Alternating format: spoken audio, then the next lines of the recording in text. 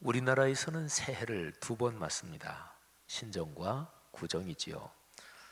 양력 12월 마지막 날에서 새해 첫날로 넘어가는 그 새해 맞이는 세계적인 공통적인 축제입니다. 음력 섣달 금음에서 정월 초하루로 넘어가는 그 시간에는 전통적인 우리의 감성이 작동하지요. 이번 주간 금요일에서 토요일로 넘어가는 시간에 우리는 또 한 번 새해 맞이를 합니다. 새해 맞이를 두 번 하면서 좋은 점이 있습니다. 새해의 결심을 한 번 더 다질 수 있습니다.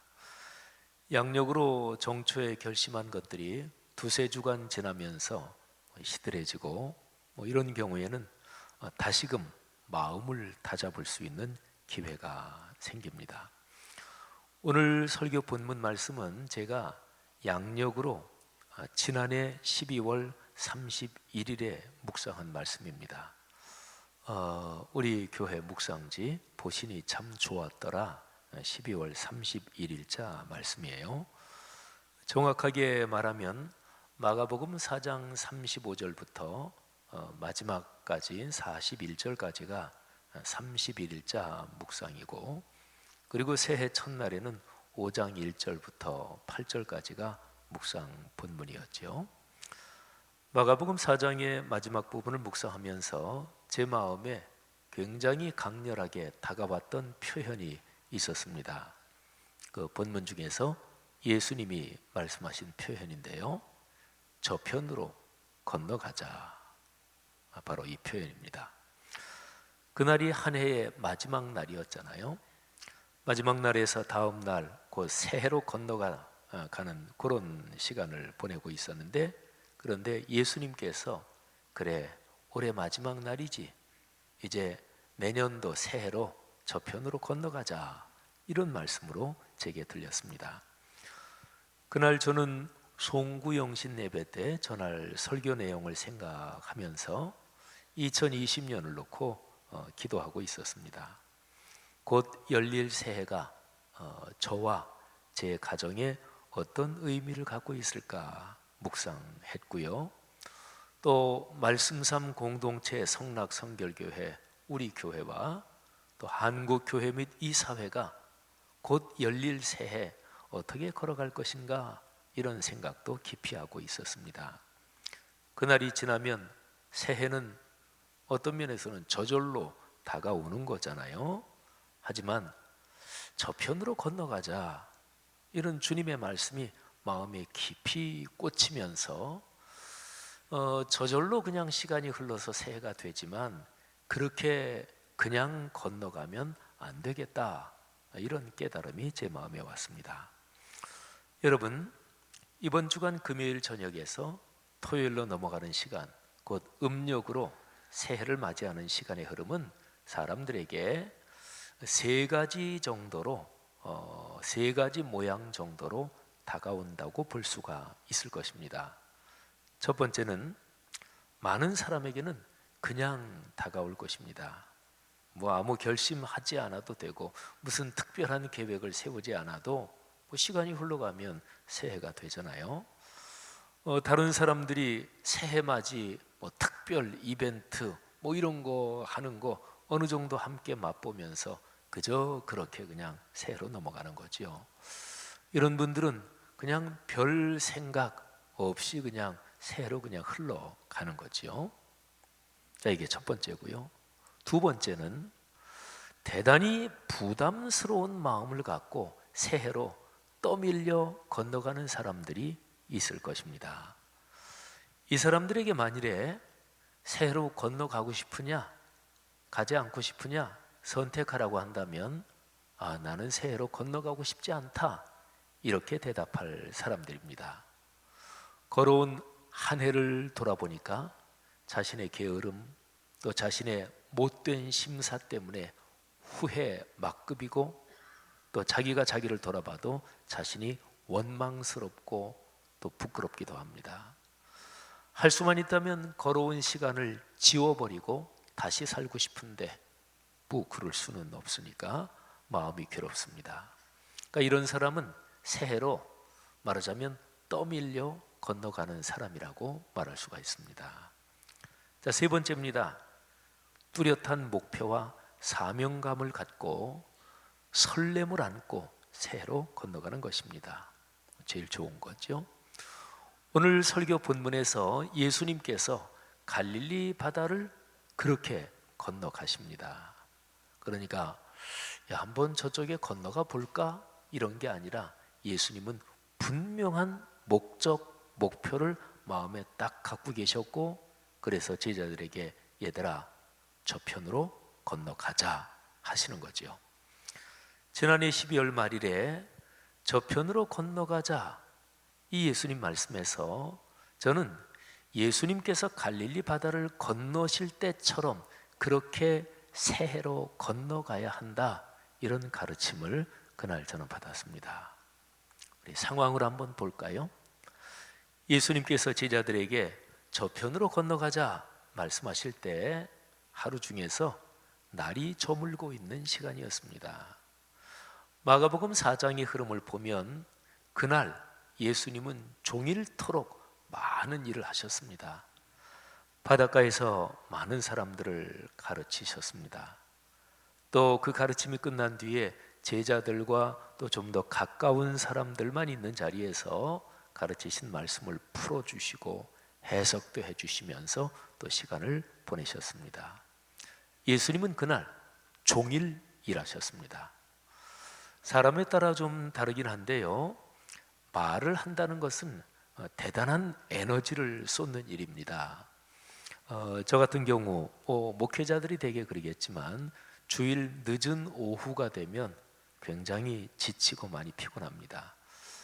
저 같은 경우 3번의 설교를 비롯해서 또 이런저런 만남, 또 회의가 있고 그러면 좀 더 그러죠. 아마 예수님도 그러셨을 것입니다. 한번 성경을 보면 예수님이 얼마나 피곤하신지 배 고물에서 정신없이 주무시고 계셨습니다.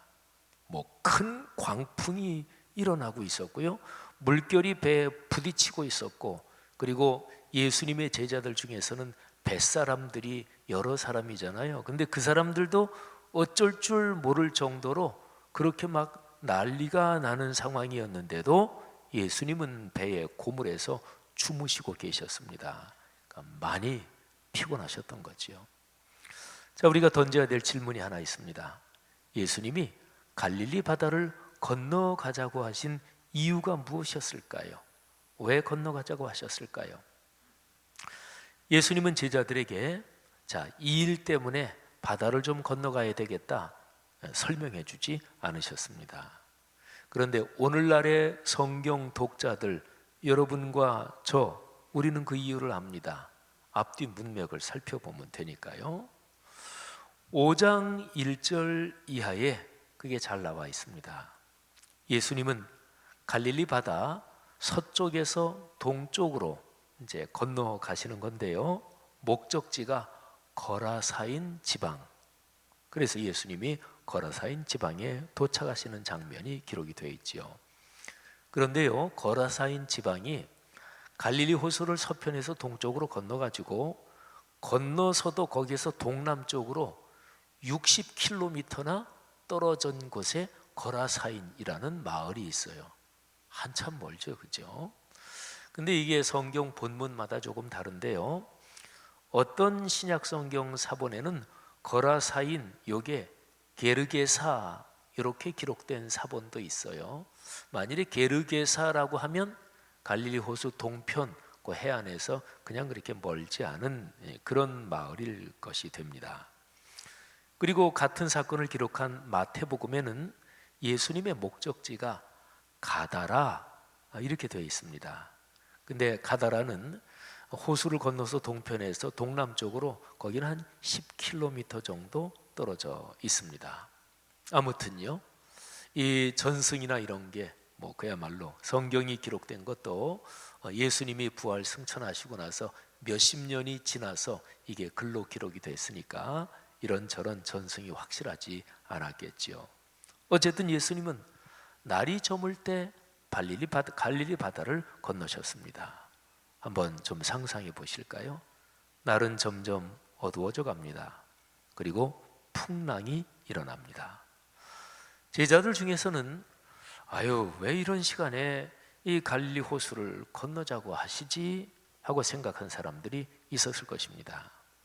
그런데 말씀드린 것처럼 예수님은 분명한 목적을 가지고 계셨습니다. 갈릴리 바다 건너 거라사인 그 마을에 무덤가에 사는 그 한 사람을 만나실 생각이었습니다. 군대 귀신에 사로잡혀서 미쳐 날뛰며 무덤가에서 사는 사람입니다. 인간성이 파괴돼서 짐승처럼 비참하게 살고 있는 한 가련하고 불쌍한 사람을 만나야 하셨습니다.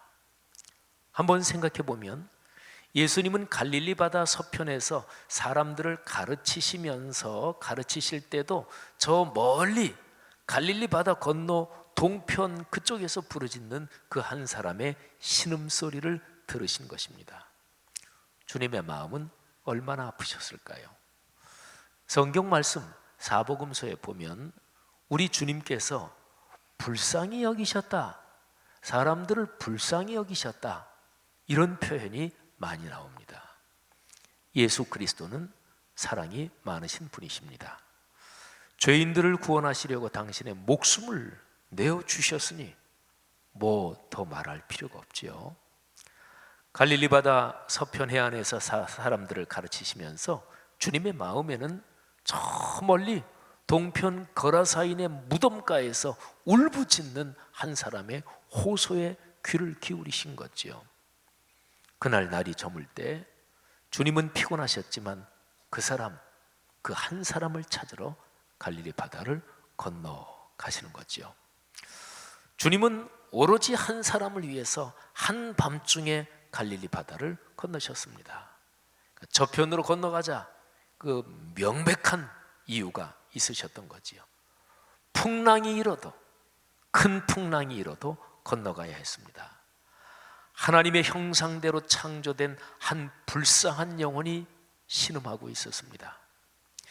저는 마가복음 4장의 상황을 이렇게 묵상하면서 주님께서 2020년을 열어주시면서 새해로 건너가라고 하시는 그 이유를 마음속에 깊이 깨달았습니다. 한 사람을 위하여 2020년으로 건너가자. 한 사람, 그 한 사람을 위해서 캄캄해지는 시간이고 큰 풍랑이 일어날 수도 있지만 그럼에도 불구하고 건너가자 하는 그런 깨달음입니다. 여러분 한번 생각해 보십시오. 예수 그리스도께서 십자가에 못 박히시고 사흘 만에 부활하신 그 사건을 통해서 여러분과 저는 구원을 받았습니다. 어둠의 영에 사로잡혀 사는 여러분, 그리고 저를 위해서 예수님께서는 찬송가 304장에 있는 가사처럼 저 높고 높은 별을 넘어 이 낮고 낮은 땅으로 우리를 찾아오셨습니다.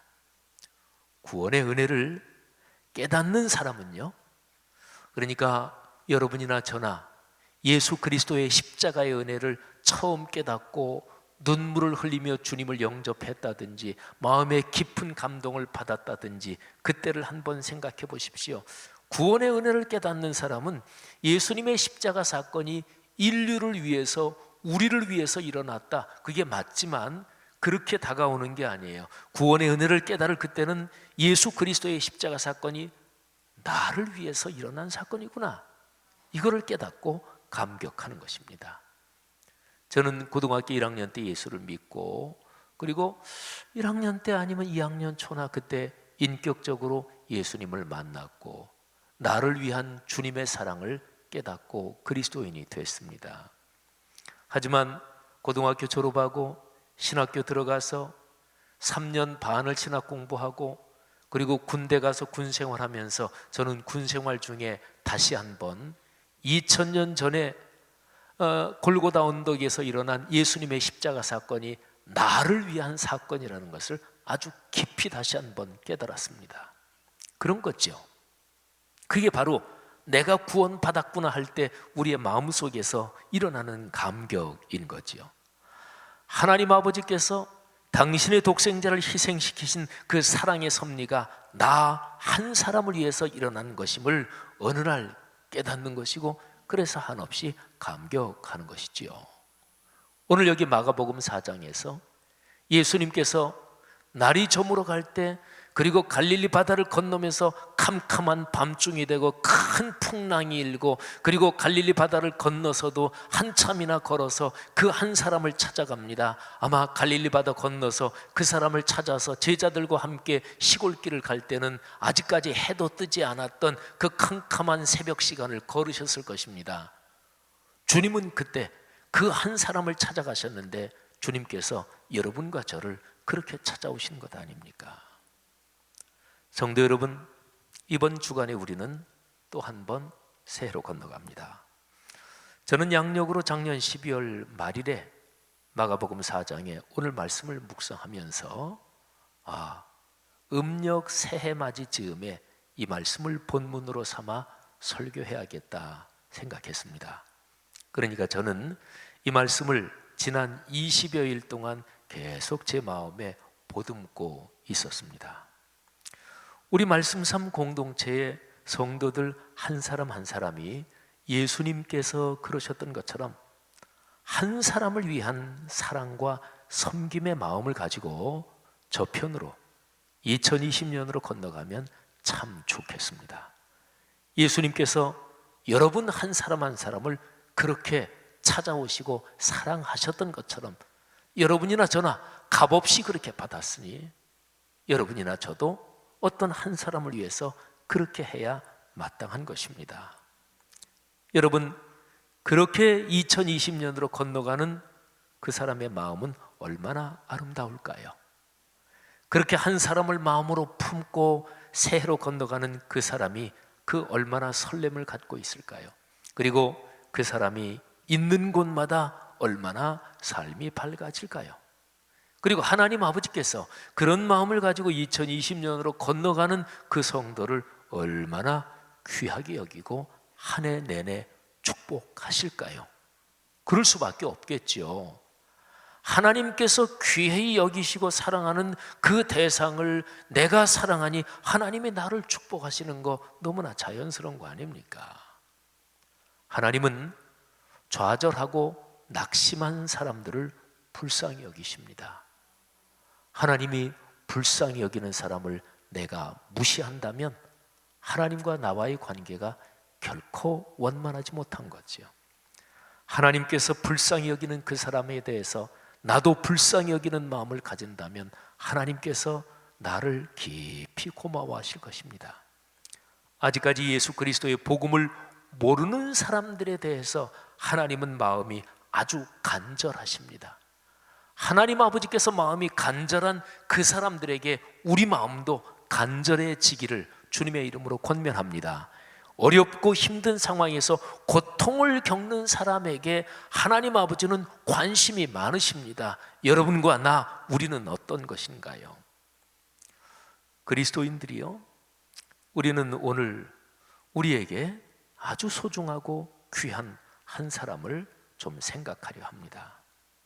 하나님에게 소중하고 귀한 그 사람이 여러분 한 사람 한 사람에게도 그런 사람이기를 바랍니다. 2020년에 내가 돕고 섬길 사람, 나를 통해서 구세주 예수 그리스도를 만나서 하나님의 자녀가 돼야 할 그 사람이 여러분 주변에 누구입니까? 그 사람을 위해 기도하며 주님의 마음으로 내가 올해 한 해 살아가는 동안 그 사람을 그렇게 사랑으로 만나겠다고 주님께 약속합시다.